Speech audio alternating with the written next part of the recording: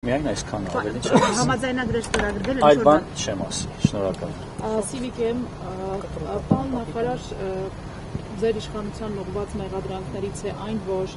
Ադրբեջանը շարունակում է զինվել, իսկ մենք մեր ռազմական բյուջեն ենք կրճատում, խնդրում եմ իրազեկեք, Հայաստանը շարունակում է զինվել, զինամթերք ձեռք բերել այն ինտենսիվությամբ, ինչպես օրինակ մինչև օգոստոսի 8-ի խաղաղության փաստաթղթի նախաստորագրումներ եւ ըստ ձեզ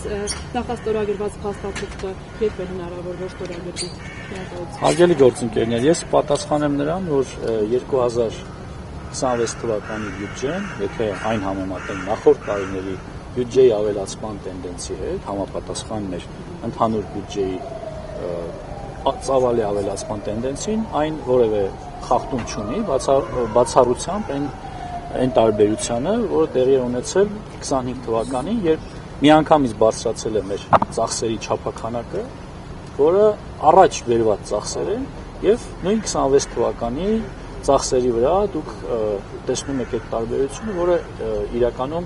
եթե 24-ի հետ համեմատենք, բնական զարգացման տեմպ է, որ այստեղ որևէ տարօրինակ ու արտասովոր բան չկա։ Հայաստանը իր կարիքներին համապատասխան շարունակելու է իր բարեփոխումները, այդ թվում նաև սպառազինության եւ ռազմական տեխնիկայի գնումները, բայց օգոստոսի 8-ը կարևոր իրողություն է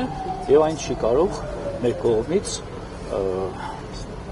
չընդունվել որպես կայացած փաստ եւ բնականաբար դա պիտի ունենա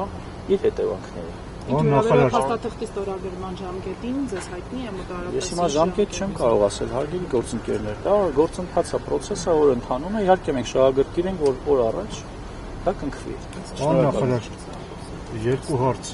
հնդկական մամուլը գրեց, որ սու 35, եթե չեմ սխալվում, ինքնաթիռներ են ներդրվելու, դրա մասին ձեր մեկնաբանությունը եւ մյուս հարցը որքանով է հնարավոր, որ այսպես կոչված միջանցքում թրիփում ամերիկյան զինուժ ռազմական տեղակայում լինի։ Սու 30M կա, ոչ թե 35, ես ասեմ աղբյուրի տված տեղեկատվությունը, մենք նման պայմանավորվածություն չունենք։ Շնորհակալ եմ։